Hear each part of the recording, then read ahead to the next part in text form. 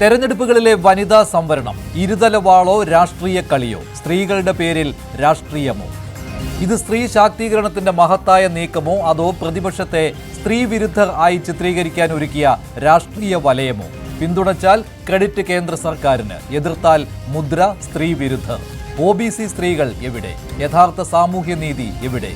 അല്ലെങ്കിൽ ഇത് വെറും തെരഞ്ഞെടുപ്പ് മുൻപുള്ള ഇമേജ് ബിൽഡിങ്ങോ? വനിതാ സംവരണം അവകാശത്തിനായുള്ള പോരാട്ടമോ അതോ രാഷ്ട്രീയ തന്ത്രങ്ങളുടെ മാസ്റ്റർ സ്ട്രോക്കോ? വനിതാ സംവരണത്തിനായി ലോക്സഭാ സീറ്റുകൾ കൂട്ടൽ, ജനാധിപത്യമോ അധികാര ഗണിതമോ? ഡീലിമിറ്റേഷൻ, ലോക്സഭാ സീറ്റുകൾ വർദ്ധിപ്പിക്കൽ, ഇതെല്ലാം യാദൃച്ഛികമായ തീരുമാനങ്ങളോ അല്ലെങ്കിൽ ദീർഘകാല അധികാരത്തിന് തയ്യാറാക്കിയ ബ്ലൂ പ്രിന്റോ?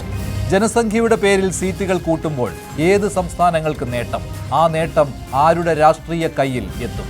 ഇത് ശരിക്കും പ്രാതിനിധ്യം വർദ്ധിപ്പിക്കാനുള്ള നീക്കമാണോ അതോ ഭാവിയിലെ തെരഞ്ഞെടുപ്പുകൾ മുൻകൂട്ടി ജയിക്കാൻ തയ്യാറാക്കിയ സൈലന്റ് ഗെയിമോ? സ്ത്രീ സംവരണം ഒരു ഭാഗത്ത്, സീറ്റുകളുടെ ഗണിതം മറുവശത്ത്. ഇവ ഒന്നിച്ചാൽ അധികാരം സ്ഥിരപ്പെടുത്താനുള്ള ഡബിൾ എഞ്ചിൻ സ്ട്രാറ്റജി ആകുന്നുണ്ടോ? വനിതാ സംവരണം അടുത്ത ലോക്സഭാ തെരഞ്ഞെടുപ്പോടെ നടപ്പിലാക്കാൻ ലക്ഷ്യമിട്ടുള്ള ഈ ബില്ലിനെ എതിർത്ത് സ്ത്രീ വിരുദ്ധരാകുന്ന പത്മവ്യൂഹത്തിൽ നിന്ന് കോൺഗ്രസും ഇന്ത്യ സഖ്യവും എങ്ങനെ പുറത്തു കടക്കും?